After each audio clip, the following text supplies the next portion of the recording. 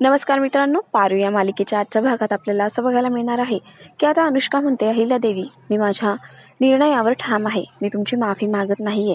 मुळात प्रश्न माफी मागण्याचा नाहीच आहे. तुमच्या पायावर डोकं ठेवायला मी 100 वेळा तयार आहे, कारण ते माझे संस्कार आहेत.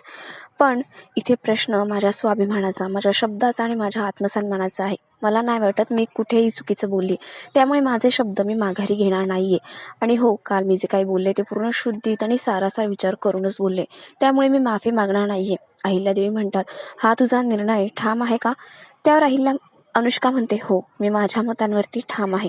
मग अहिल्यादेवी म्हणतात, येणाऱ्या संकटाला आता सामोरी जा आणि आता तुझ्यासोबत जे काही होईल ना, ते भोगायला तू तयार राहा. अनुष्का म्हणते, मॅडम, मी तयार आहे.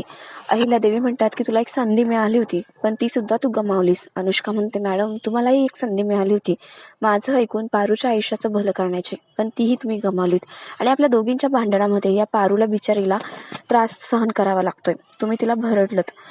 आणि आता अनुष्का सुद्धा हट्टाला पेटलेली असते आणि जाता जाता ती पारूला म्हणते की पारू, माझी शंका ना खरी ठरली. तुझी भक्ती आणि तुझी देवी आई दोन्ही आंधळ्या आहात, आणि देव तुम्हाला सारासार विचार करण्याची बुद्धी देव. असं बोलून ते निघून जाते. इकडे अहिल्यादेवी आता मोहनला फोन करतात आणि म्हणतात, आपण अनुष्काच्या बाबतीत जे काही करायचं ठरवलं होतं ना, ते आणि करायला तयार राहा, असं सांगून त्या फोन कट करतात.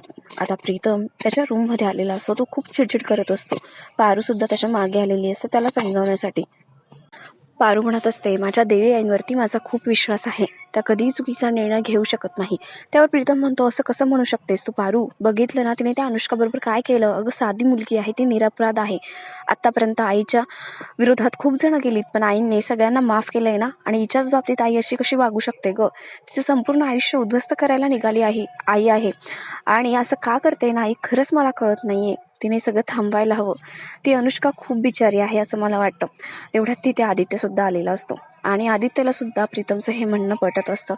आता प्रिया म्हणते की मी अहिल्यादेवींना खूप जास्तीपासून नाही ओळखतो, मी त्यांना आधीपासून ओळखतात, पण जेव्हापासून मी या घरात आले आहे ना, मला असं आता वाटायला लागलंय की अहिल्यादेवी थोड्या बदलत चालल्या आहेत. त्यांचं हे मत मला सुद्धा नाही पटलेलं आहे, आणि त्यांनी अनुष्काच्या बाबतीत जे काही केलं आहे ना, ते अन्यायपूर्वच आहे असं मला वाटतंय, आणि हे मला पटलेलं नाहीये.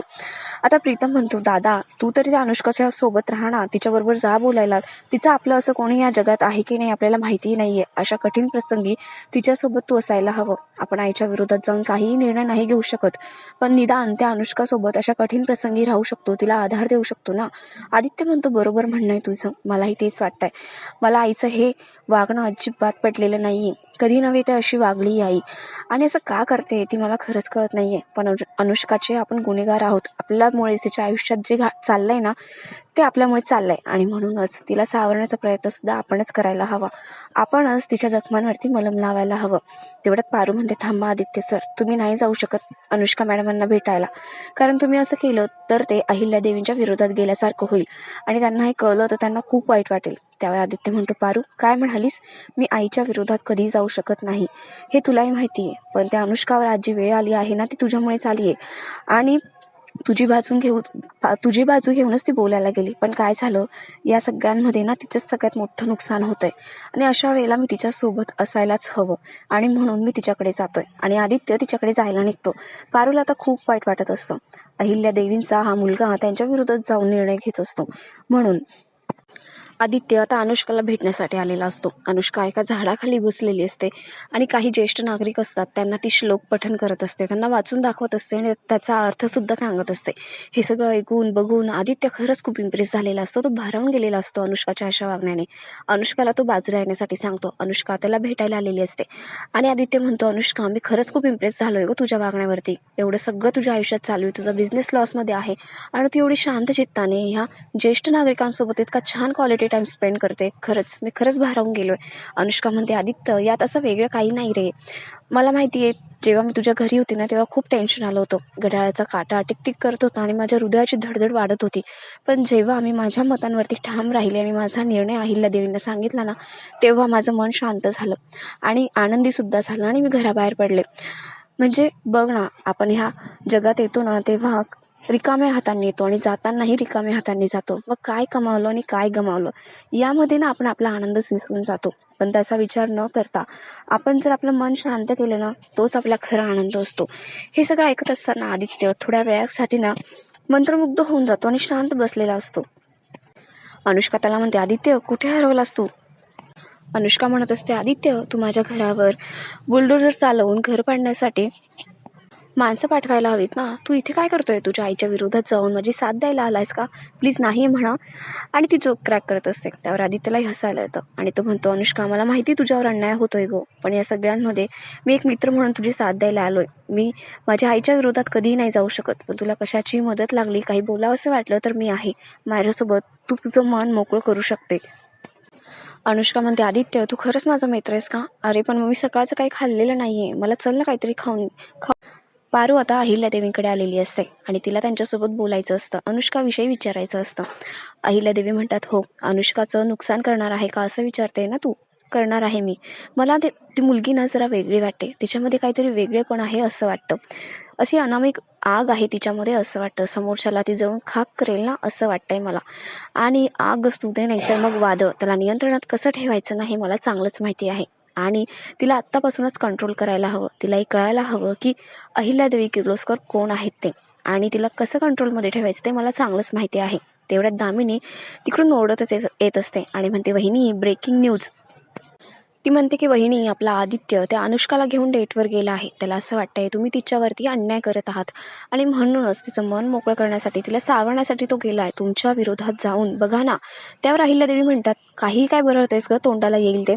त्यावर दामिनी म्हणते, अहो तुम्हाला खोटं वाटतंय का? मग करा आदित्यला फोन आणि विचारा. आणि काय काय पारू, तुला पण माहिती ना आदित्य त्या अनुष्काला डेटवर घेऊन गेला, मग तू सांगितलं नाही का? पण जाऊ दे, मी सांगते ना वहिनी, तुम्ही लावा आत्ताच्या आत्ता आदित्यला फोन. आता अहिल्यादेवी खूपच संतापलेले असतात आणि त्यांना कळत नसतं आदित्य असा का वागतोय ते.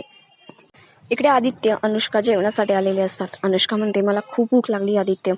आणि तेवढ्यात आता तिच्याच ऑफिसमधल्या काही बायका तिथे आलेल्या असतात आणि त्या इमोशनल होऊन अनुष्काशी बोलत असतात आणि म्हणत असतात, मॅडम आपलं घर ऑफिस सगळं काही सील केलं आहे आणि सगळं त्या अहिल्यादेवी किर्लोस्करमुळे होतंय. त्यांना काय प्रॉब्लेम आहे ना कळतच नाहीये. त्यातली एक बाई म्हणते, अगं त्यांचा मुलगा इथे बसलाय आदित्य किर्लोस्कर.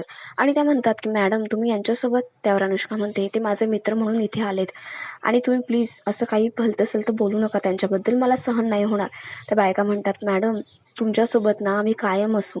आता अनुष्का म्हणते, तुमचं पेमेंट मी ऑलरेडी 3 महिन्यांचं केले, तरी काही लागलं तर मला सांगा. आणि हो, आपण परत एकदा पुन्हा नव्या ताकदीने उभं राहूया. मी हार मानलेली नाहीये, तुम्हीही मानू नका.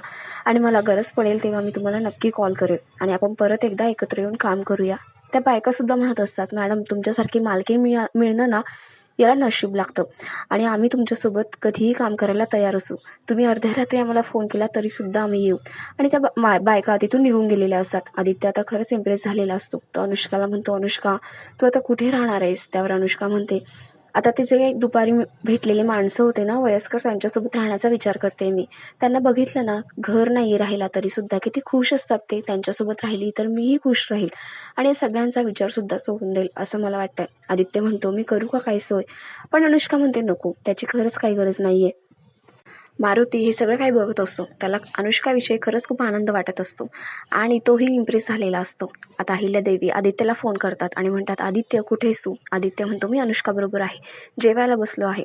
अहिल्यादेवी म्हणतात, आत्ताच्या आत्ता तू घरी ये. आदित्य म्हणतो, आई आत्ता नाही जमणार मला, म्हणजे मी जेवणाला जस्ट बसलोय, जेवणाचा अपमान होईल म्हणून मी जेवण झालं की लगेच इथून निघतो. अहिल्यादेवी फोन कट करतात. त्यांना आदित्यचा खूप राग आलेला असतो आणि त्या म्हणत असतात की आदित्य आजवर कधीही मला नाही म्हटलेला नाहीये.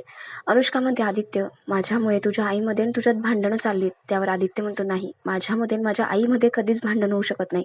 आमचा बॉन्डच वेगळा आहे. माझी आई ना अगदी लहान मुलासारखी आहे. हसावं असं वाटलं तर हसते, रडते, अगदी सगळ्यांमध्ये मिक्स होते आणि कधी कधी स्वतःच्या विश्वातच हरवून जाते. पण ह्याच लहान बाळाला कधी कोणी जर एक सुई टोचली तर कसं वाटेल अनुष्का तुला? अनुष्का म्हणते, वाईट वाटेल, त्या माणसाला मारावं असं वाटेल. आदित्य म्हणतो, आणि तो माणूस जर डॉक्टर असेल तर? आता अनुष्का जरा थांबते आणि विचार करायला लागते. आदित्य म्हणतो, अनुष्का माझ्या म्हणण्याचा अर्थ एवढाच आहे की आठव ना की आईला तू असं काही बोलली आहेस का चुकून की ज्यामुळे ती एवढी हर्ट झालेली आहे, आणि तू तुझ्या बोलण्याचा एकदा विचार करावा असंच मला वाटतं. माझी आई कधीही दुश्मनाबरोबर सुद्धा असं वागू शकत नाही. त्यामुळे तपासून बघ. एकदा विचार कर, तुझ्या हातून काही चूक तर झालेली नाहीये ना? आणि तो अनुष्काला सारखा विचारत असतो, की तू तपासून बघ तुझ्या बोलण्यात, तुझ्या शब्दांमध्ये काही चुकीचं घडलंय का? आदित्य म्हणतो, बास एवढंच सांगायचं होतं तुला. चल आता आपण जेवण करून घेऊया. अनुष्का म्हणते, आदित्य मला तुझं म्हणणं पटतंय. तू किती चांगला मुलगा आहेस ना हे सुद्धा कळलंय मला. आणि माझ्या बोलण्याचा मी परत एकदा विचार करेल. पण तुला सांगू, मला कुठेही मी चूक केलेली असं वाटत नाहीये. पण खरंच तू एक चांगला मुलगा आहे आणि मला आवडलायस तू. आदित्य म्हणतो, काय? अनुष्का म्हणते, मित्र म्हणून तू खूप चांगला आहे आणि मला आवडलाय. अनुष्का आणि आदित्य एकमेकांकडे लाजून बघत असतात. अनुष्का म्हणत असते, आदित्य या सगळ्यांमध्ये सुद्धा ना तुझ्या आईच्या बाजूनेच तू उभा आहेस आणि म्हणूनच तू एक चांगला मुलगा आहेस. आणि आपला आजचा हा भाग इथेच संपतो.